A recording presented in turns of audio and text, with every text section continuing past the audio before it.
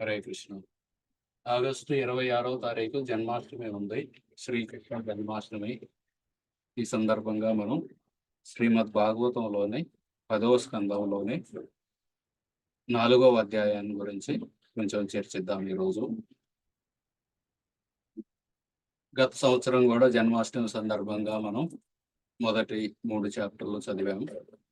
వాటిలోనే కొన్ని చూస్తాం. ఇప్పుడు పరీక్షిత్ మహారాజు ఈ విధంగా గంగానది ఒడ్డున కూర్చొని శ్రీమద్ భాగవతం వింటున్నప్పుడు 9వ స్కందం చివరిలో సుఖదేవ్ గోస్వామి శ్రీకృష్ణుడి లీలలన్నిటిని కూడా కొన్ని శ్లోకాల్లోనే క్లుప్తంగా చెప్పి వదిలేస్తారనమాట. అది విని పరీక్షిత్ మహారాజు, అలా ఎలా చెబుతారు మీరు, ఇంకా విపులంగా చెప్పండి, విస్తరంగా చెప్పండి. కృష్ణుడికి ఎంతమంది భార్యలు ఉన్నారు, ఆయన ఎన్ని సంవత్సరాలు లీలలు చేశారు ఈ భూతలం పైన, అలాగే బృందావనం, మథుర మరియు ద్వారకలో అతని చేసిన లీలలేమిటి, వీటన్నిటి గురించి మాకు వివరంగా చెప్పండి అని ఆయన ఇంకా ఎన్నో ప్రశ్నలు అడిగాడనమాట. ఆ సమయంలో పరీక్షిత్ మహారాజ్ చెబుతారు, కృష్ణ కథ వినడం ద్వారా 3 రకాల వ్యక్తులు శుద్ధి చేయబడతారని. మీరు ఎవరైనా చెప్పగలరా ఎవరెవరు శుద్ధి చేయబడతారో కృష్ణ కథ వినడం ద్వారా? కృష్ణ కథ ద్వారా 3 రకాల వ్యక్తులు శుద్ధి అవుతారు. చెప్పేవారు, వినేవారు. Very good. చెప్పేవారు, వినేవారు. 3వ వాళ్ళు రచించిన వారా? భాగవతాన్ని రచించిన, స్మరణ చేసేవారు. ఓకే. రచించిన వారు కూడా వక్త, చెప్పేవాళ్ళు, వినేవాళ్ళు, ప్రశ్నలు అడిగేవాళ్ళు. ఎందుకంటే భాగవతం అంతా ప్రశ్నలు జవాబులే. పరీక్షిత్ మహారాజు ప్రశ్నిస్తుంటారు, సుఖదేవ్ గోస్వామి చెబుతూ ఉంటారు. పరీక్షిత్ మహారాజుతో పాటు ఎంతో మంది, వేల మంది ఋషులు కూడా అక్కడ ఉండి వింటూ ఉన్నారు. ఈ విధంగా 3 కూడా శుద్ధి చేయబడతారు. ఆ విధంగా సుఖదేవ్ గోస్వామి కృష్ణుడి యొక్క లీల చెప్పడం గురించి ప్రారంభిస్తూ, ఒకానొక సమయంలో భూదేవికి ఒక సమస్య వచ్చింది. ఆ సమస్య ఏమిటి?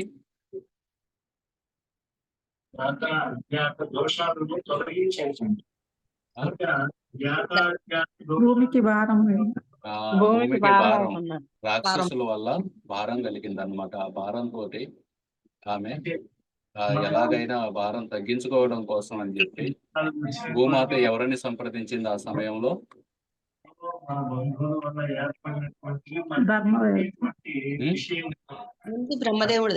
బ్రహ్మదేవుడి దగ్గరికి వెళ్ళింది. కళ్యాణి గారు, మీ టీవీ ఆన్ అయినట్టుంది. ఓకే. బ్రహ్మదేవుడి దగ్గరికి వెళ్ళింది. ఏ రూపంలో వెళ్ళింది బ్రహ్మదేవుడి దగ్గరికి? గోవు రూపంలో. ఆ విధంగా గో రూపంలో ఆమె బ్రహ్మదేవుడి దగ్గరికి వెళ్ళి, అయ్యా, ఈ రాక్షసుల వల్ల నాకు భారంగా ఉంది, దయచేసి ఈ భారాన్ని దించండి అంటే, బ్రహ్మదేవుడు, నేను కూడా చేసేది ఏమి లేదు, మనం అందరం విష్ణువు దగ్గరికి వెళ్దామని చెప్పి క్షీరసాగరం దగ్గరికి వెళ్ళి విష్ణుమూర్తికి ప్రార్థన చేస్తే, ఆ సమయంలో విష్ణుమూర్తి యొక్క స్వరాన్ని కేవలం బ్రహ్మదేవుడు విన్నారనమాట. విష్ణుమూర్తి, నేను యదువంశంలో జన్మిస్తాను, మీరందరూ కూడా యదువంశంలో మీ అంశాల ద్వారా జన్మించండి అని చెప్పి వాళ్ళందరినీ పంపించేస్తారనమాట. అది విని దాని తర్వాత యదువంశంలో సూరసేనుడు అనే ఒక రాజు ఉన్నారు. ఆ రాజుకు వసుదేవుడు అనే పుత్రుడు ఉన్నాడు. ఆ వసుదేవునికి పెళ్ళి అయింది, అప్పుడే వివాహమైంది. ఆయన భార్య ఎవరితోటి వివాహమైంది? ఆయన భార్య పేరేంటి? దేవకీదేవి. దేవకీదేవి వాళ్ళ నాన్న పేరు సూరసేనుడు. వసుదేవుని యొక్క నాన్న పేరు ఉగ్రసేనుడు. కంసుడి యొక్క నాన్న పేరు. దేవకి వాళ్ళ నాన్న కాదు, కంసుడి చెల్లెలు. సారీ, సొంత చెల్లెలు కాదు. అవునా ప్రభుజీ? వాళ్ళ నాన్న పేరు దేవకుడు. ఓకే. ఆ దేవకి సోదరుడు మీరందరూ చెప్పినట్టు కంసుడు సొంత అన్న కాదు, వాళ్ళు కజిన్స్ అన్నమాట. అవునా ప్రభుజీ? ఆ సమయంలో దేవకిని చంపడానికి కంసుడు, ఆమెకు పెళ్లి అవుతుంది, వివాహం అయిన తర్వాత వాళ్ళ మామగారింటికి వెళ్ళడానికి వాళ్ళు వెళ్తున్న సమయంలో కంసుడు నేనే నడుపుతాను ఈ రథాన్ని అని చెప్పి ఆయన చేతిలోకి తీసుకున్నాడు అనమాట. ఆయన రథసారథి ప్రేమతో నడుపుతున్న కంసుడు ఒక్కసారిగా దేవకిని చంపడానికి కత్తెత్తాడు. దానికి కారణం ఏంటో తెలుసా? కృష్ణుడు తన అశరీరవాణి. ఆకాశవాణి వినిపించింది ప్రభుజీ. ఆకాశవాణి. ఆమె ఆకాశవాణి చెబుతుంది. గర్భమున ఆయన తండ్రి కుమారుడు జన్మిస్తాడు. ఓ అష్టమ మూర్ఖుడా, సంతానం. నీవు 8వ సంతానం, ఈ అమ్మాయి యొక్క 8వ సంతానం నిన్ను చంపుతుంది, అటువంటి స్త్రీని నువ్వు తీసుకెళ్తున్నావని తిడుతుంది అన్నమాట. ఇప్పుడు వసుదేవుడు ఎలాంటి వాదనలు ఇచ్చాడు? ఆమెను ఎలాగైనా సరే కాపాడడం కోసం పుట్టిన ప్రతి పిల్లల్ని నీకు ఇస్తాను అని చెప్పారు. చివరిలో అంతకుముందు కూడా చెబుతారు, నువ్వు మహావీరుడు, నువ్వు ఒక స్త్రీని చంపితే నీకు చెడ్డ పేరు వస్తుంది, అలాగే ఆత్మ శాశ్వతమైనది, మరణం ఖాయం. 8వ సంతానం చంపకపోయినా సరే ఏదో ఒక రోజు నువ్వు మరణించాల్సిందే, అటువంటి దానికోసం ఎందుకు నువ్వు ఒక స్త్రీని చంపుతావు? ఈ విధంగా చెప్పి చివరికి వసుదేవుడిని దేవకిని అతను హౌస్ అరెస్ట్ చేస్తాడు అనమాట. హౌస్ అరెస్ట్ చేసిన తర్వాత వసుదేవుడికి దేవకికి మొదటి కుమారుడు పుడతారు. ఆ కుమారుడి పేరు ఎవరు చెబుతారు?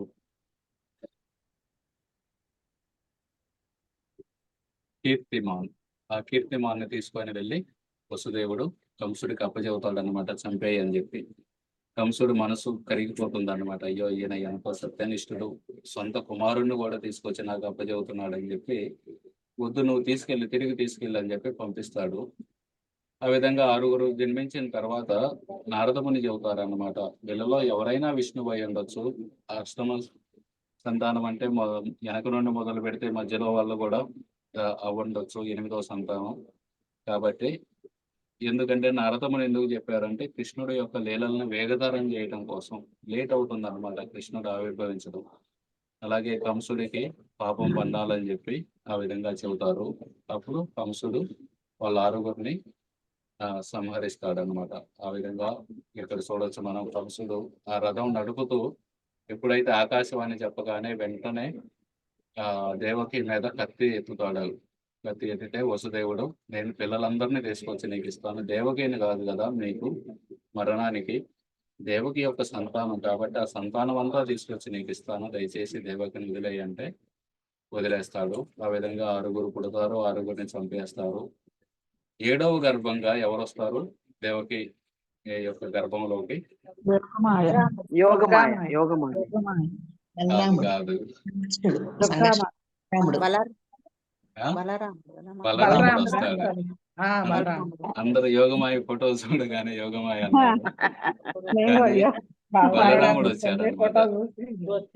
బలరాముడు రాగానే కృష్ణుడు చెబుతాడు అనమాట యోగమాయకి, బలరాముడిని దేవకి గర్భం నుండి తీసుకొని రోహిణి గర్భంలోకి మార్చు అని చెప్పగానే యోగమాయ ఓం ఇతి అని చెప్పి వెళ్ళిపోతుంది. ఆ విధంగా దేవకి గర్భంలో నుండి 7వ గర్భాన్ని రోహిణి గర్భంలోకి మారుస్తుంది అనమాట. ఇక్కడ దేవకికి మిస్క్యారేజ్ అయినట్లు అనిపిస్తుంది. మిస్క్యారేజ్ అయిపోయినట్లు అనిపిస్తే ఇంక అందరూ శాపనార్థాలు పెడతారు అనమాట కంసుడికి. కంసుడు ఏదో చేతబడి ఇలాంటివి చేసినట్టున్నాడు, అందుకే దేవకికి మిస్క్యారేజ్ అయింది అని చెప్పి అందరూ అనుకుంటారు. తర్వాత 8వ గర్భంగా శ్రీకృష్ణ భగవానుడు వసుదేవుడి యొక్క మనసులోకి ప్రవేశించి వసుదేవుడి యొక్క మనసు నుండి ఆయన హృదయంలోకి వెళ్ళి, తర్వాత ఆ హృదయంలో నుండి దేవకి హృదయంలోకి వెళ్ళి, దేవకి హృదయంలో నుండి దేవకి గర్భంలోకి ప్రవేశించారు అనమాట. అలా ప్రవేశించగానే ఆ దేవకి గర్భంలో భగవంతుడు ఉన్నాడని తెలిసి దేవతలందరూ వచ్చి, శివుడు, బ్రహ్మదేవుడు, నారదముని, ఇలా అందరూ దేవతలందరూ వచ్చి ఆ గర్భంలో ఉన్న భగవంతుడికి అర్థం చేస్తున్నారు. ఇదే గర్భస్తుతి. అది 10వ స్కంధం 2వ చాప్టర్లో ఈ ప్రార్థనలన్నీ ఉంటాయి. దాని తర్వాత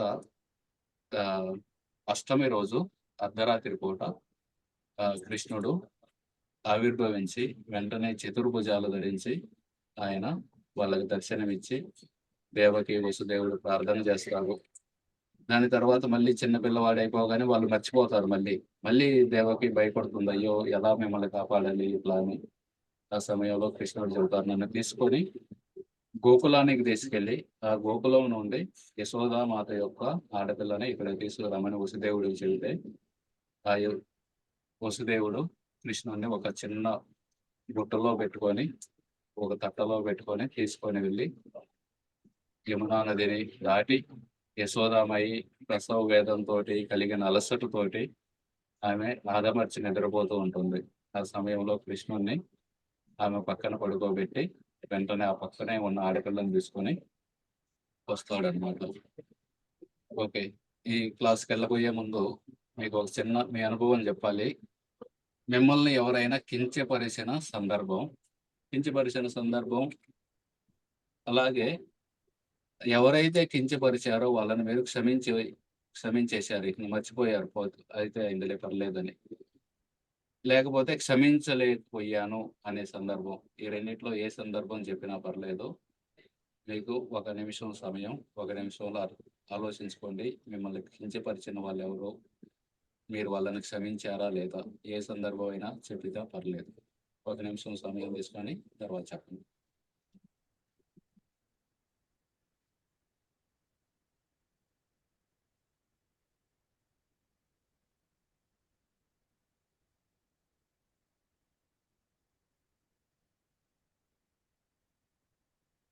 ప్రభుజీ నేను చెప్తాను, మీరు నాకు ఆన్సర్ చెప్పాలి దీనికి కరెక్టా కాదని. మీరు ఓన్లీ సందర్భం చెప్పనా చెప్పండి, ప్రభు? ఆన్సర్ ఏముండదా చెప్పండి.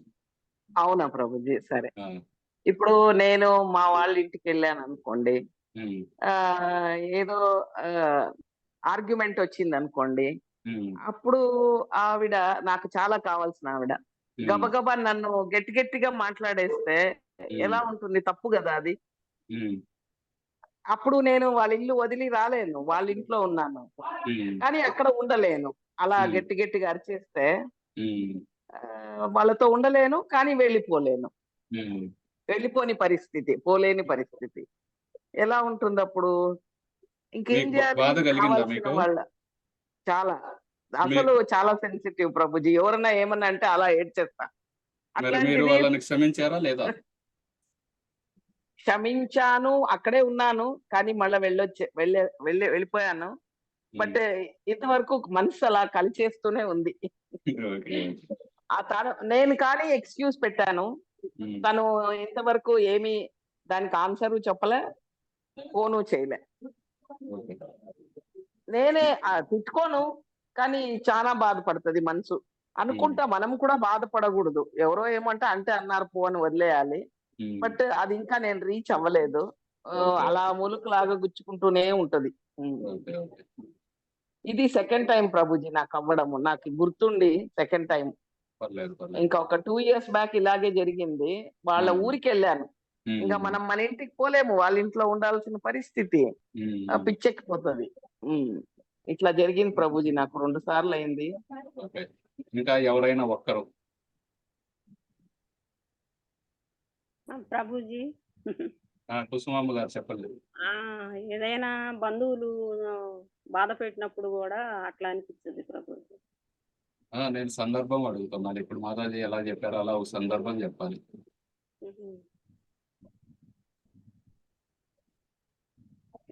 తెలియదు నాకు. ఫలానా రోజు ఫలానా చోటకి వెళ్ళాను, అక్కడ ఎలా అయింది ఇట్లా. తెలియదులే నాకు. మీరు క్షమించారా, క్షమించలేదా? బాధపడ్డా క్షమిస్తాంలే. ఎవరైనా ఒకరు చెబుతారా ఇంకా?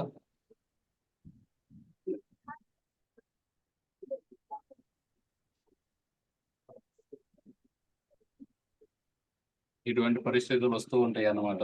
ఎవరో ఆమె చూడు, మా ఇంట్లో జరిగిన అన్ని కార్యక్రమాలకు నేను పిలిచాను, కానీ ఆమె వాళ్ళ ఇంట్లో కార్యక్రమం పెట్టుకుని అందరిని పిలిచి నన్ను పిలవదు. ఎప్పటికైనా మర్చిపోతానా నేను, ఎప్పటికీ క్షమించను అని అనుకుంటూ ఉంటా ఇలా. ఓకే, ప్రభుజీ చెప్పండి మాధవి గారు. ప్రభుజీ కానీ కొంచెం బాధపడతా ఉంటాము. మళ్ళా ఇవన్నీ మన కర్మ, దీని గురించి బాధపడతాము అని సర్ది చెప్పుకుంటా ఉంటాను. రెండు జరుగుతా ఉంటాయి ప్రభుజీ. సరే.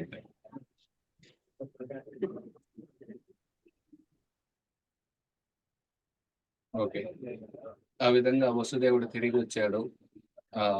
చిన్న పిల్లని తీసుకొని, ఆడపిల్లని తీసుకొని రాగానే మొత్తం వసుదేవుడు వెళ్ళబోయే ముందు ఆడో స్తంభం ఉంది, స్తంభానికి ఒక ఇనప గొలుసులు కట్టి ఆ ఇనుప గొలుసులు వాళ్ళిద్దరి చేతులు కట్టేసి ఉన్నాయి అన్నమాట, వసుదేవుడికి దేవకికి. ఆ పరిస్థితిలో ఉన్నవాడు కృష్ణుడిని ఎత్తుకోగానే ఆ గొలుసులన్నీ ఊడిపోయినాయి, ఆ జైలుకున్న ద్వారం తెరుచుకుంది. అలాగే మథురా నగరానికి బయట కూడా పెద్ద ద్వారం, పెద్ద గేట్లు ఉన్నాయి, అవి కూడా తెరుచుకున్నాయి.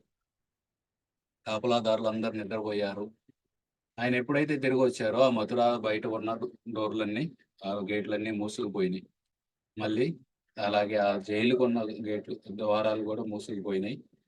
ఆయన వెళ్ళి కూర్చోగానే ఆ గొలుసులు వచ్చి మళ్ళీ ఆయన చేతికి తగులుకున్నాయి అనమాట. ఆ విధంగా ఉన్న సమయంలో తెల్లారింది. తెల్లారగానే ఈ ఆడపిల్ల యోగమాయ పెద్దగా ఏడవటం మొదలు పెట్టింది. ఏడవగానే ఈ కాపలా వాళ్ళందరూ లేచి కూర్చున్నారు అనమాట. అరే, రాత్రిపూట దేవకికి ప్రసవం జరిగినట్టుంది, చిన్నపిల్ల పిల్ల పుట్టింది, వాళ్ళకి తెలియదు ఆడపిల్ల మగపిల్లలో ఎవరో పుట్టారు, వెంటనే మనం వెళ్ళి చెప్పాలి, మన కంసుని రక్షించాలి. ఈ విధంగా ప్రభుపాదులు వారు రాస్తారనమాట. అక్కడున్న కాపలాదారుల్ని కుక్కతో పోలుస్తారనమాట. కుక్కలు కూడా ఎవరు నియమించరు వాటిని, వాటంతట అవే బజార్లు ఎవరు చెప్పరనమాట. మీరు ఈ బజార్ని కాపాడండి, మీరు ఆ బజార్ని కాపాడండి, ఎవరు వాటిని నియమించరు, అవే అనుకుంటాయి అనమాట. ఆ కర్ణాల దగ్గర నుండి రామకృష్ణం గారి ఇంటి దాకా నీది, రామకృష్ణం గారి ఇంటి కాడ నుండి సత్తరంబడి దాకా నీది, కర్ణాల దగ్గర నుండి బొడ్డురాయి దాకా నీది, అయ్యే వాటిల్లో వాటే అవే చెప్పుకుంటాయి అనమాట. సో కానీ ప్రభుపాదులు వారు చెబుతారు, ఇవేవి మనకి రక్షణ ఇవ్వలేవు. రాజకీయ నాయకులు, కుక్కలు ఇలాంటివి మనం రక్షణ ఇస్తాయి అనుకుంటే అవి కుదరదు. భగవంతుడి శరణాగతి ద్వారానే నిజమైన రక్షణ లభిస్తుంది. మన పొరుగు దేశంలో ఒక రాజకీయ నాయకురాలు ఎన్నో ఓట్లతో గెలిచింది, ఆమెకే రక్షణ లేకుండా ఆమె వేరే దేశంలో తలదాచుకుందన్నమాట. ప్రధానమంత్రి అటువంటి వాళ్ళు మనకు రక్షణ కల్పిస్తారు అని అనుకుంటే అది కేవలం మన భ్రమ మాత్రమే. వెంటనే వీళ్ళందరూ కాపలా వాళ్ళందరూ చెప్పారు, వెంటనే వెళ్ళిపోయారనమాట ఆయనకి చెబుదామని చెప్పి. దేవకి వాళ్ళందరినీ బతిమలాడుకుంది, కాపలాదు వాళ్ళందరినీ, అయ్యా దయచేసి చెప్పగాకండి, నాకు చివరికి పుట్టిన సంతానం ఇది, మీరు కనుక కంసుడికి చెప్పాడంటే కంసుడు వచ్చి వెంటనే చంపేస్తాడు, దయచేసి మీరు కంసుడికి చెప్పొద్దని వాళ్ళందరూ వేడుకుందన్నమాట. అయినా సరే వాళ్ళు భయపడి వెంటనే వెళ్ళిపోయారు. వాళ్ళు నిద్ర లేచారు. ఆ ఆడపిల్ల మా ఏడుపు విని మనం స్నానం చేసేద్దాం, లేకపోతే బ్రష్ చేసుకొని వెళ్దాం, ఏమి లేవు, వెంటనే పరిగెత్తారు. ఎందుకంటే కొంచెం లేట్ చేసినా సరే కంసుడు వాళ్ళని శిక్షిస్తాడు. ఆ విధంగా దగ్గరికి వెళ్ళి చెప్పారు అనమాట కంసుడికి. ఎందుకంటే దూరంగా ఉండి పెద్దగా అరిసి చెబితే దేవకి కూడా వినపడుతుంది ఆ మాట, దేవకి దాచి పెడుతుందేమో ఆ పిల్లవాడిని, ఆ బిడ్డని అని చెప్పి దగ్గరికి వెళ్ళి చెప్పి, వాళ్ళకి ఆ కాపలా వాళ్ళకి అర్హత లేదన్నమాట. దేవకి దగ్గరికి వెళ్ళి ఎవరు పుట్టారు అని చూస్తే వాళ్ళు వెళ్ళకూడదు, వాళ్ళు దూరంగా ఉండి కాపలా గాయాలంతే. కాబట్టి వాళ్ళకి తెలియదు ఆడపిల్ల పుట్టిందా మగపిల్లాడు పుట్టాడా అని. అందుకే వాళ్ళు వెళ్ళి ఒక బిడ్డ జన్మించారు, మీరు రండి అని కంసుడికి చెప్పారనమాట. కంసుడు వెంటనే కత్తి తీసుకొని బయలుదేరాడు. బయలుదేరి నా కాలరూపం పుట్టింది, నా మృత్యువు పుట్టింది అని కంసుడు అనుకున్నాడు అనమాట.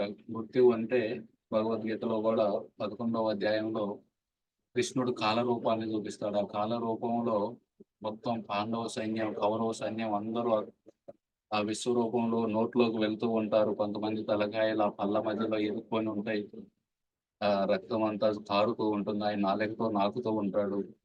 అదంతా చూసి అర్జునుడు భయపడతాడనమాట. ఎవరు స్వామి ఇన్నాళ్ళు ఏ కృష్ణ, ఏ యాదవ, హే సఖ అని చెప్పి నేను నీతోటి అప్పుడప్పుడు హాస్యంగా మాట్లాడుతున్నాను, కానీ ఎవరు మీరు అంటే అప్పుడు కృష్ణుడు చెబుతారనమాట, కాలోస్మి, నేను కాలాన్ని, ప్రతి ఒక్కరిని సంహరించి వేస్తాను అని చెబుతాడనమాట. నాస్తికులు ఒక్కోసారి చెబుతూ ఉంటారు భగవంతుడు లేడు, భగవంతుని చూపి ఈ విధంగా. నేను కూడా ఒకసారి హరినామ సంకీర్తనకి వెళ్ళి పుస్తకాల్లో ఇస్తూ ఉంటే ఎదురుగా వచ్చాడు ఒక ఆయన, పెద్దగా అరుస్తున్నాడు అనమాట, భగవంతుడు ఎక్కడున్నాడో చూపించు అని పెద్దగా అరుస్తున్నాడు. ప్రభుపాదులు వారు చెబుతారు, వాళ్ళు కూడా భగవంతుని చూస్తారు, మృత్యు సమయంలో కాల రూపంలో భగవంతుడు వచ్చి ప్రతి ఒక్కరినే కలుస్తారు. ఆ విధంగా కంసుడికి భయం అన్నమాట. అరే 7 సంతానాలు అయిపోయింది, 8వ సంతానం. ఆ దేవకి గర్భం పెరిగే కొద్దీ కంసుడికి నిద్రే పట్టట్లేదు. ఈ రోజు కూడా పడుకోలేదు. ఊరికే నిద్రపోలేదు. ఊరికే పడుకొని ఉన్నాడన్నమాట. ఆలోచిస్తున్నాడు. మగతగా పడుకొని ఉన్నాడు. వీళ్ళందరూ కాపలాలు వాళ్ళందరూ వెళ్ళి చెప్పారు. అయ్యా అయ్యా పుట్టింది, బిడ్డ పుట్టాడు, దేవకి ప్రసవం అయిందని చెప్పగానే ఇకను ఒక్కసారిగా కత్తి తీసుకొని బయలుదేరాడు. ఆ కంసుడి యొక్క ఆ కోట నుండి ఆ జైలుకి వెళ్ళడానికి ఆ దారి ఉంది కదా, ఆ దారి సరిగా గుర్తుపట్టలేక వేరే దారిలో వెళ్తున్నాడు అనమాట. అంత భయం మీద ఆందోళనతో ఉన్నాడు. ఆ కాపలాదారులందరూ మహారాజా అటు కాదండి ఇటు అంటే, ఓకే ఓకే మీరు పదండి నేను వస్తున్నానని వాళ్ళ వెనకాల మళ్ళీ సరైన మార్గంలో వెళ్ళాడు.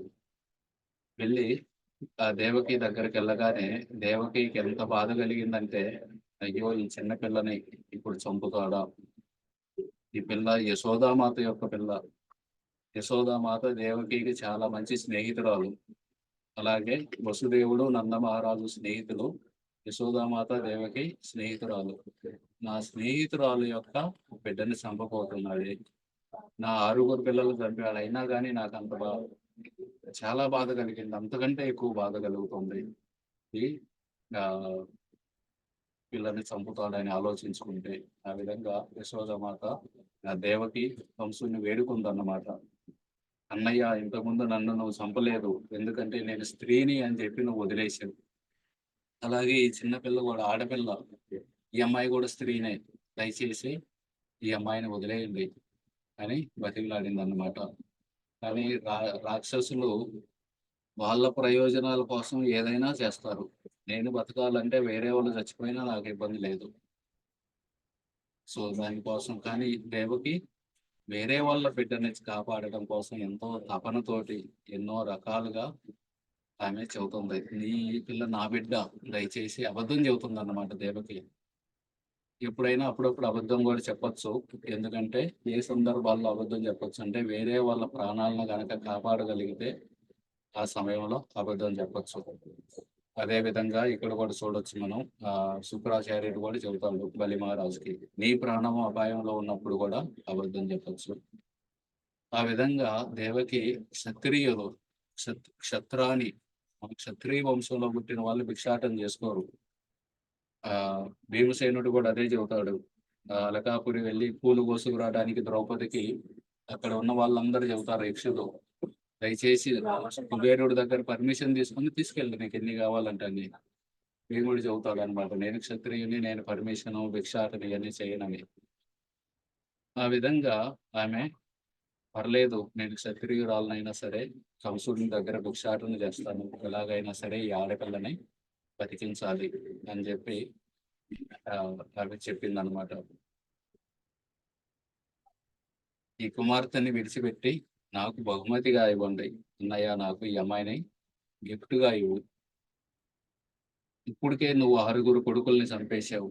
నా వాళ్ళందరూ అగ్నిలాగా అందంగా శక్తివంతంగా ఉన్నారు, అటువంటి వాళ్ళని చంపేశావు అని చెప్పి మళ్ళీ భయపడుతుంది అనమాట. భయపడి నేను కనుక అలా చెబితే ఈ కంసుడు కోప్పడతాడేమో, 6 పిల్లల్ని చంపానని మళ్ళీ ఈ అమ్మాయిని కూడా చంపుకోవాలని. కాదు, అది విధివశాత్తు జరిగింది. నీ తప్పేం లేదు. విధివశాత్తు 6 పిల్లలు చనిపోయారు. కేవలం ఈ ఒక్క అమ్మాయి ఉంది. ఈ అమ్మాయిని నువ్వు కాపాడాలి అని చెబుతుంది అన్నమాట. ఈ అమ్మాయికి నేను మీ అబ్బాయికి ఇచ్చి పెళ్లి చేస్తాను, నీకు కోడలు అవుతుంది. ఈ అమ్మాయిని నువ్వు చంపద్దు. అలాగే నాకు ఇప్పటి వరకు కొడుకు లేడు, అందరూ చనిపోయారు. కనీసం ఈ అమ్మాయి కొడుకు పుడితే ఆ కొడుకుని నా కొడుకులా పెంచుకుంటాను. కాబట్టి ఒక్క పిల్లని నా కోసం ఉంచు అని బతిమలాడింది అనమాట దేవకి. కానీ కంసుడు ఎంత క్రూరుడంటే ఆ చేతిలో ఉన్న బిడ్డని లాక్కుంటాడు. ఆమె ఇలా పొదిగి పట్టుకొని ఉందన్నమాట. దేవకి ఆమె చేతుల్లో పట్టుకొని ఉంటే లాగేసుకున్నాడు. ఆమె అప్పుడే పుట్టింది కదా, కొన్ని గంటల క్రితమే పుట్టింది అవటం వల్ల ఆ జుట్టు తల అంతా ఇంకా తడిగానే ఉంది ఆడపిల్లకి. ఇంకా బొడ్డు యొక్క తాడు కూడా కొయ్యలేదు. ఆ పరిస్థితిలో ఉన్న చిన్నపిల్లని కంసుడు మోకాళ్ళ మీద కూర్చొని ఆ పిల్ల యొక్క కాళ్ళు కొట్టుకొని లాగుతాడు అనమాట. దాని వల్ల అర్థమవుతుంది ఎంత క్రూరుడు. మనం చిన్నపిల్లల్ని కొట్టుకోవాలంటే మా అక్క వాళ్ళ పిల్లలు వాళ్ళు పుట్టినప్పుడు నేను ఎత్తుకోవచ్చు అంట, ఎత్తుకో కాకపోతే తల కింద చేయి పెట్టు, ఎందుకంటే వాళ్ళ మెడ ఇంకా గట్టి పడలేదు, ఇంకా అంత శక్తి లేదు. లేకపోతే తల కింద చేయి పెట్టకపోతే తల వెనక్కి వరిగిపోయింది, పక్కలు వరిగిపోయింది. తల కింద చేయి పెట్టి ఇంకా శరీరం కింద కూడా చేయి పెట్టి జాగ్రత్తగా లేపాలన్నమాట చిన్నపిల్లల్ని. కానీ కంసుడు క్రూరుడు కాబట్టి కాళ్ళు పట్టుకొని గుంజేశాడు ఆ చిన్నపిల్లని. గుంజేసి ఆ పక్కనే స్నానం చేసే రాయి ఒకటి ఉంది. ఆ రాయి మీద కూర్చొని ఈ వసుదేవుడు దేవకి వీళ్ళందరూ స్నానం చేయడానికి కోసం ఒక రాయి ఉండాల. ఆ రాయి మీద ఈ చిన్నపిల్లని 2 కాళ్ళు పట్టుకొని మనం బట్టలు ఎలా అయితే ఉతుకుతామో అలా ఉతికే పూజలో గట్టిగా ఆ రాయి మీదకి ఇసిరేసాడు అనమాట ఆ చిన్నపిల్లని. విసిరేయగానే కానీ ఆ చిన్నపిల్ల యోగమాయ ఆ కంసుడి యొక్క చేతి నుండి జారిపోయి దుర్గాదేవిగా వచ్చి ఒక్కసారిగా కంసుడి యొక్క తల మీద ఒక తన్ను తన్ని ఆమె ఆకాశంలోకి వెళ్ళిపోయింది. ఆకాశంలోకి వెళ్ళి అక్కడ విష్ణువు సోదరి అని వస్తుంది అనమాట, అనుజ అని వస్తుంది. సో దానికి మన ఆచార్యులు చెబుతారు, ఆమె విష్ణువు సోదరి, కృష్ణుడు సోదరి అని చెబుతున్నారంటే యశోదామాతకు కూడా కృష్ణుడు జన్మించారు, దేవకి కూడా జన్మించారు. వసుదేవుడు ఎప్పుడైతే కృష్ణుని తీసుకొని ఇక్కడ నుండి అక్కడికి వెళ్తారో ఈ కృష్ణుడు ఆ కృష్ణుడు ఒకరయ్యారు, ఆ విధంగా చెబుతారు అన్నమాట. ఆమె మాటలకి కంసుడికి నమ్మకం కలిగేలా పూర్తి రూపం చూపించింది అనమాట. ఇప్పుడు ఆమె లోపలికి వెళ్ళి ఆకాశంలోకి వెళ్ళి దుర్గాదేవి చెబుతారు అనమాట, మూర్ఖుడా నిన్ను చంపేవాడు వేరే చోట పుట్టారు అని. కానీ ఆ చిన్న పిల్ల రూపంలో ఉండి చెబితే ఈ పిల్లకి ఏం తెలుసులే అనుకుంటాడు కంసుడు. అందుకని చెప్పి ఆయన ఆమె పూర్తి రూపం చూపించింది. మొత్తం 8 చేతులతోటి దుర్గాదేవి యొక్క రూపం. అప్పుడు నమ్మకం కలిగింది కంసుడికి. ఈ విధంగా కనిపించింది అనమాట. మొత్తం 8 చేతులతోటి, ఒక చేతిలో బాణం, ఇంకో చేతిలో విల్లంబు, ఒక చేతిలో డాలు, కత్తి, గద వీటన్నిటిని పట్టుకొని కంసుడికి కనిపించి ఆమె మాట్లాడింది అన్నమాట. నిన్ను చంపే భగవంతుడు వేరే చోట పుట్టాడు, నన్ను చంపడం వల్ల నీకేం లాభం? నన్ను చంపడానికి ప్రయత్నించావు, నువ్వు నన్ను రాతికేసి కొట్టడానికి ప్రయత్నించావు, కానీ దానివల్ల నీకేం లాభం? నిన్ను చంపేవాడు వేరే చోట ఉన్నాడు. అప్పుడు కంసులు అడగచ్చు అనమాట, ఎక్కడున్నాడు అని. అందుకే ముందే చెబుతాను, ఆయన ఉన్న ప్రదేశాన్ని నేను చెప్పను, అలాగని నేను కూడా నిన్ను చంపను, ఎందుకంటే నిన్ను చంపేవాళ్ళు ఆయన అతను అక్కడ వేరే చోట పుట్టాడు. నువ్వు అనవసరంగా దేవకిని బాధిస్తున్నావు, ఇక నుండి దేవకిని వదిలేసి అని చెప్పి దుర్గాదేవి అదృశ్యం అయిపోయింది అనమాట. అదృశ్యం అయిపోయి ఆమె వేరు చోట్ల వెలిశారు. ఆమె కలకత్తాలో ఏ విధంగా వెలిశారు దుర్గాదేవి? ఏ పేరుతో వెలిశారు? కాళికామాతగా వెలిశారు. బొంబాయిలో మహాలక్ష్మి కాదు, పుష్ప గారు మహాలక్ష్మి దర్శనం చేసుకున్నారు. ముంబాదేవి నా స్వామి. ముంబాదేవి మహారాష్ట్రలో ఆయి అంటే అమ్మ, ముంబాయి అంటే ముంబా అమ్మ. సో ముంబాయి. కాశీలో అన్నపూర్ణ మాత. వారణాసిలో అన్నపూర్ణగా మనం అందరం దర్శనం చేసుకున్నాం యాత్రలో. అలాగే అహ్మదాబాద్ లో భద్రకాళి. ఈ విధంగా వేరు ప్లేసులు ఆ కంసుడి దగ్గర నుండి వెళ్ళిపోయిన తర్వాత ఆమె వేరు ప్లేసుల్లో వెలిసి భక్తుల యొక్క పూజలు అందుకుంటున్నారు. ఆ విధంగా ఆమెను పూజించే వాళ్ళని శాక్తులు అంటారు, విష్ణువుని పూజించే వాళ్ళని వైష్ణవులు అంటారు. ఈ శాక్తులు ఎక్కువగా వాళ్ళకి ఈ ప్రపంచంలో ఆనందించాలి అన్న కోరికలు ఉంటాయి. వేరే వైష్ణవులకి ఈ ప్రపంచం ఒక వంతెన లాంటిది, ఇక్కడ మనం ఇవన్నీ కట్టుకోకూడదు, ఇల్లు కట్టుకోకూడదు వంతెన మీద, వంతెన అనేది దాటడానికి ఉపయోగించుకోవాలి. ఆ విధంగా వాళ్ళిద్దరి మధ్య కొంచెం వ్యత్యాసం ఉంటుంది. దాని తర్వాత కంసుడు ఎప్పుడైతే ఆ దుర్గాదేవి చెప్పిందో దేవకిని హింసించగాకు అని, వెంటనే కంసుడు వాళ్ళిద్దరి దగ్గరికి వెళ్ళి వాళ్ళని జైలు నుండి బయటకు తీసుకొచ్చాడు అనమాట. ఆశ్చర్యపోయాడు అనమాట కంసుడు. ఈ దేవకి నా సొంత చెల్లెలు, నా చెల్లెలు ఏదో సాధారణ స్త్రీ అనుకున్నాను, ఈమె నుండి దుర్గాదేవి పుట్టిందా? ఎందుకంటే కంసుడు దుర్గాదేవి యొక్క భక్తుడు అనమాట. ఎక్కువ మంది అసురులు దుర్గాదేవిని, శివుడిని వీళ్ళని పూజిస్తూ ఉంటారు. హిరణ్యకశిపు, అలాగే రావణుడు, కంసుడు వీళ్ళందరూ. సో దుర్గాదేవి పుట్టిందా దేవకి నుండి అని ఆశ్చర్యపోతున్నాడు అనమాట. రెండవది, ఈ 8వ సంతానం ఆ దేవతలు ఆకాశవాణి మగపిల్లవాడని చెప్పింది, ఈ 8వ కుమారుడు చంపుతాడని. మరి ఆడపిల్ల పుట్టింది ఇలా అని ఇంకొక ఆశ్చర్యం అనమాట. దేవతలు కూడా అబద్ధాలు చెబుతున్నారా ఈ మధ్య అని కంసుడికి ఆశ్చర్యం వేసింది. ఆశ్చర్యం వేసి ఇక అనుకున్నాడు అనమాట, ఈ దేవకి సాధారణమైన స్త్రీ అయి ఉండకపోవచ్చు, లేకపోతే దుర్గాదేవి ఎలా పుట్టింది, నేను పూజించే దుర్గాదేవి ఈ దేవకి నుండి పుట్టింది అని వెంటనే వాళ్ళని జైలు నుండి బయటకు తెచ్చాడు అనమాట. కొంచెం అసౌకర్యంగా అనిపించింది ఆ కాపలాదారులందరి ముందు వాళ్ళని విడిపించడం. ఎందుకంటే ఇన్నాళ్ళు వాళ్ళ ముందే వాళ్ళని హింసించాడు. ఇప్పుడు వాళ్ళని అదే చేతులతో విడిపించడానికి కొంచెం అసౌకర్యంగా అనిపించింది, కానీ విడిపించాడు. విడిపించి మొదటి దేవకిని విడిపించాడు అనమాట. ఎందుకంటే దేవకి స్త్రీ, అలాగే ఆమె ఎక్కువ బాధను అనుభవించింది అనమాట. పిల్లలందరూ చనిపోతుంటే జనరల్ గా స్త్రీకి ఎక్కువ బాధ కలిగింది. కాబట్టి ఆమె ఎక్కువ బాధను అనిపించింది కాబట్టి ముందు ఆమెను వదిలిపెట్టి తర్వాత వసుదేవుని వదిలిపెట్టాడు. వదిలిపెట్టి వాళ్ళిద్దరు పాదాల మీద పడ్డాడు అనమాట కంసుడు. నేను ఒక రాక్షసుణ్ణి కాబట్టి మీ కొడుకులందరినీ చంపేశాను. ఎందుకంటే రాక్షసులు వాళ్ళ పిల్లల్ని తింటారు అనమాట. ఒకప్పుడు తినేవాళ్ళు అట్లా. ఒక రాక్షసి ఎలాగైతే పాము పిల్లల్ని కంటుంది, వెంటనే తింటుంది ఆ పిల్లల్లో కొన్ని పారిపోతాయి. అలాగే ఒక రాక్షసి కూడా వాళ్ళ పిల్లల్ని తింటూ ఉంటే కాళికాదేవి చూసి వాళ్ళకి చెప్పింది అన్నమాట. వాళ్ళకి రాక్షసులకి, మీరు ఇక్కడ నుండి జన్మించగానే మీ పిల్లవాడు పెద్దగా అయిపోతాడు ఒక వెంటనే. అందుకే భీముడు హిడింబికి పుట్టిన ఘటోత్కచుడు వెంటనే పెద్దోడు అయిపోతాడు. అది కాళికాదేవి ఇచ్చిన వరం. నేను ఒక రాక్షసుని. అదే విధంగా ప్రభుపాదులు వారు చెబుతారు, ఆధునిక తల్లిదండ్రులు కూడా రాక్షసులే. కొంతమంది ఎవరైతే అబార్షన్ చేస్తున్నారో వాళ్ళు రాక్షసులు అన్నమాట. వాళ్ళ సొంత పిల్లల్ని వాళ్ళు చంపుకుంటున్నారు. ఎలా రాక్షసులు చంపుకుంటారో, పాములు చంపుకుంటాయో, అలాగే ఈ ఆధునిక తల్లిదండ్రులు కూడా వాళ్ళ సొంత పిల్లల్ని కడుపులో చంపేస్తున్నారు.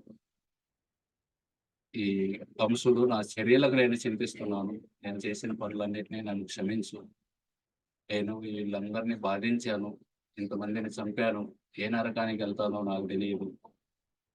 ఎవరన్నా మన మీద దాడి చేస్తే మనం వాళ్ళని తిరిగి దాడి చేసి చంపితే దానికి దానికి ఎలాంటి కర్మ రాదు. ఎందుకంటే మన ప్రాణాన్ని కాపాడుకోవడానికి చేశాను. కానీ ఈ 6 పిల్లలు ఆ మేనల్లో వీళ్ళు ఏ రోజు నా మీద దాడి చేయలేదు. నేనే అనవసరంగా వీళ్ళని చంపాను. మేనల్లులను మేనమామ ప్రేమతో చూసుకోవాలి. అటువంటిది నేను ప్రేమతో చూసుకోకుండా పోయి నేను వాళ్ళని చంపేశాను. కనికరం లేదు నాకు. ఇతరులను చంపిన వాళ్ళు తామిశ్ర అనే నరకానికి వెళ్తారు. నరకాలు ఉన్నాయి అన్నమాట. మనకి ఎలాగైతే ఇక్కడ జైళ్ళు ఉన్నాయో ఈ లోకంలో మనం ఎవరన్నా సంఘం యొక్క నియమాలని మనం పాటించకపోతే జైలుకి పంపుతారు. అదే భగవంతుడు ఇచ్చిన నియమాలు, శాస్త్రాలను పాటించకపోతే ఈ జైళ్ళు నరకానికి పంపుతారు అనమాట. పాతాళ లోకం పక్కన ఉంటాయి 26 గ్రహాలు, 26 నరకాలు. అందులో ఒకటి తామిశ్ర అనే నరకం. ఎవరైనా చంపేస్తే వాళ్ళని అక్కడికి పంపుతారు. ఈ లోకంలో అయినా మనం తప్పించుకోవచ్చు, పెద్ద పెద్ద రాజకీయ నాయకులు రికమెండేషన్లు తెచ్చి ఏదో విధంగా శిక్ష తప్పించుకోవచ్చు. కానీ ఆ నరకంలో యమధర్మరాజు దగ్గర ఈ రికమెండేషన్ ఏం పని చేయమనుకుంటారు. అలాగే నాకు చెడ్డ పేరు వచ్చింది.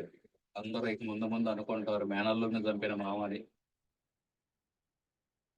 తర్వాత చెబుతున్నాడు అనమాట, దయచేసి నాదే తప్పు కాదు, ఈ దేవతల్లో కూడా తప్పు. వాళ్ళే కదా చెప్పింది 8వ సంతానం చంపుతుందని, అందుకనే చంపాను నేను మీ వాళ్ళందరినీ.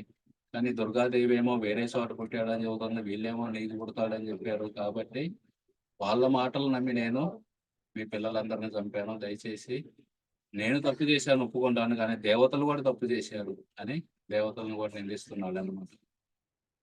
దాని తర్వాత కర్మ జ్ఞానాన్ని, ఆత్మ జ్ఞానాన్ని, వైరాగ్య జ్ఞానాన్ని ఇవన్నీ చెబుతాడు వీళ్ళకి. కర్మ జ్ఞానం అంటే మీ పిల్లలు చనిపోయారు, కానీ వాళ్ళు ఎందుకు చనిపోయారు, వాళ్ళ కర్మ అది, వాళ్ళ కర్మను వాళ్ళు అనుభవిస్తున్నారు, వాళ్ళు ఏదో చేసి ఉంటారు పోయిన జన్మలో, అందుకే ఇప్పుడు చనిపోయారు అని దేవకి వసుదేవుడికి చెబుతున్నారు అనమాట.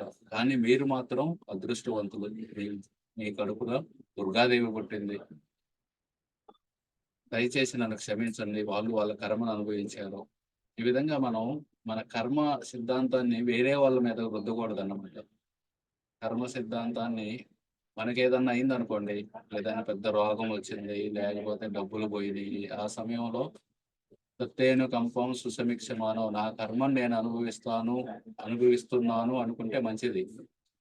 కానీ వేరే వాళ్ళు అనుభవించేటప్పుడు వాళ్ళకి చెప్పకూడదు ఈ కర్మ సిద్ధాంతం. ఎవరన్నా పోలీసు దగ్గరకు వచ్చి సార్ నా పర్సు కొట్టేశారు వీళ్ళు అన్నారనుకోండి, పోయిన జన్మలో నీవు వాళ్ళ పర్సు కొట్టేసి ఉంటావు, అందుకే వాళ్ళు నీ పర్సు కొట్టేశారు అంటే అది న్యాయం కాదు.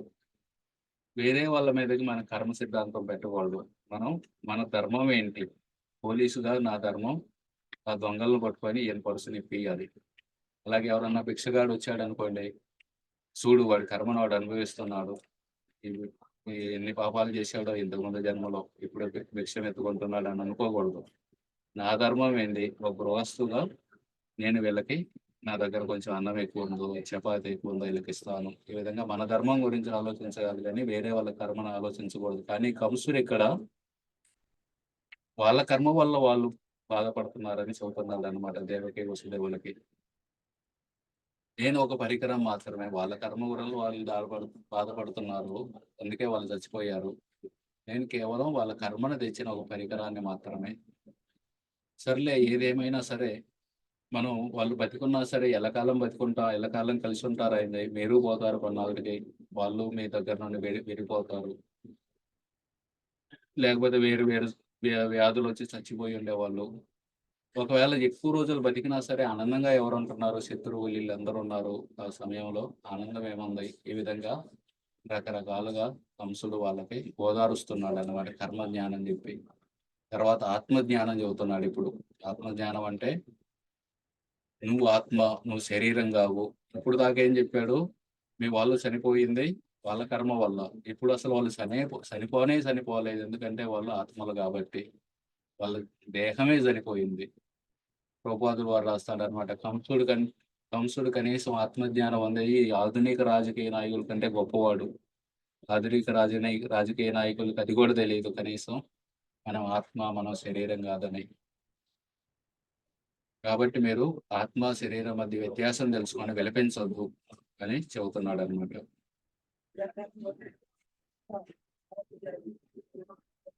ఈ విధంగా కంసుడు వాళ్ళని ఏదో విధంగా ఓదార్చడం కోసం రకరకాలుగా ఇవన్నీ చెప్పి, వసుదేవుడు అంతకుముందే చెప్పాడు ఇదంతా, కాబట్టి కంసుడు దేవకికే చెబుతున్నాడు అనమాట. వసుదేవుడు రథం మీద ఆల్రెడీ చెప్పాడు ఈ ఆత్మజ్ఞానం కంసుడికి. ఇదంతా చెప్పినాక సరే అని చెప్పి, మీరు పుణ్యాత్ములు కాబట్టి దయచేసి నా దురాఘాతాలను క్షమించండి అని అడిగారు అనమాట. అని వాళ్ళ కాళ్ళ మీద పడి వేడుకొని కన్నీళ్లు కాలుతుంటే కనీసం ఖర్చీతో గుడ్డతో కూడా తుడవలేదని ఆచార్యులు రాస్తారు. నేను ఇక్కడ చెబుతున్న వివరాలన్నీ ఆచార్యుల యొక్క భాష్యాల నుండే, నా సొంతగా నేనేం యాడ్ చేయట్లేదు.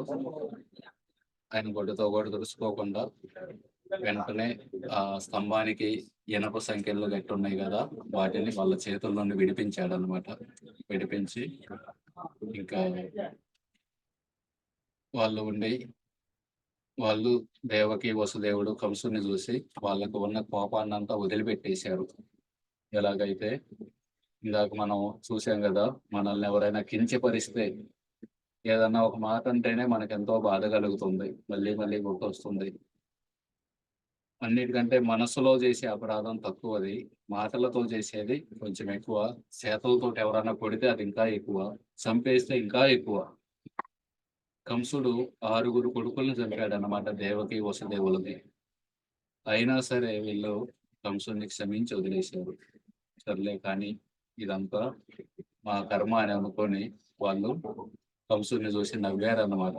వాళ్ళిద్దరూ దైవాంశ సంబుధులు కాబట్టి కోపాన్ని వదిలేసి వాళ్ళ అప్పుడు దాకా కోపం ఉంది వాళ్ళకి. కంసుడు ఎప్పుడైతే వాళ్ళ కాళ్ళ మీద పడి కన్నీళ్లు పెట్టుకున్నారో వెంటనే యాక్షన్ కాదు, నిజంగా వాళ్ళ మనసులో ఉన్న కోపాన్ని అంతా వదిలేసేసినారు. వదిలేసి మీరు చెప్పింది కరెక్టే, వాళ్ళ ఆత్మలో ఈ విధంగా వైద్యుడు మూల కారణానికి వెళ్తాడు. లక్షణాల ద్వారా మళ్ళీ ఏదైనా సార్ నాకు చర్మం మీద బొబ్బలు వచ్చినాయి అనుకో, ఆ బొబ్బలకి ఏదో ఒకటి ఇస్తాడు కానీ అసలు ఎందుకు వస్తున్నాయి ఈ బొబ్బలు, లోపల ఏముంది, ఏమైంది అని మూల కారణం గురించి చేస్తాడు. అలాగే మనం కూడా నాకు బాధలు వస్తున్నాయి కానీ నా బాధలకి కారణం కర్మ, అది ఇది కాదు, మిగతావన్నీ కాదు, ఈ వ్యక్తి తెచ్చాడు, ఈ వ్యక్తి కేవలం ఒక పరికరం మాత్రమే అని అనుకోవాలన్నమాట.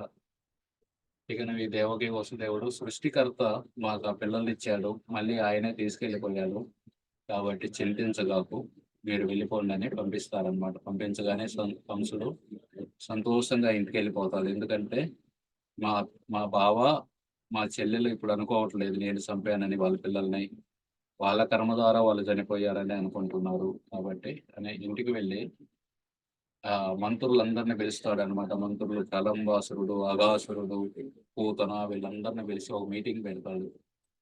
ఇప్పుడు దాకా ఆత్మజ్ఞానం, కర్మజ్ఞానం ఇవన్నీ చెప్పాడా, కానీ ఆ జ్ఞానం వెంటనే మళ్ళీ మారిపోయింది. అందుకే భగవంతుణ్ణి ద్వేషించే వాళ్ళ హృదయంలో జ్ఞానం ఎప్పుడు స్థిరంగా ఉండదు. అప్పుడప్పుడు కనిపించినా సరే మళ్ళీ వెళ్ళిపోతుంది అది.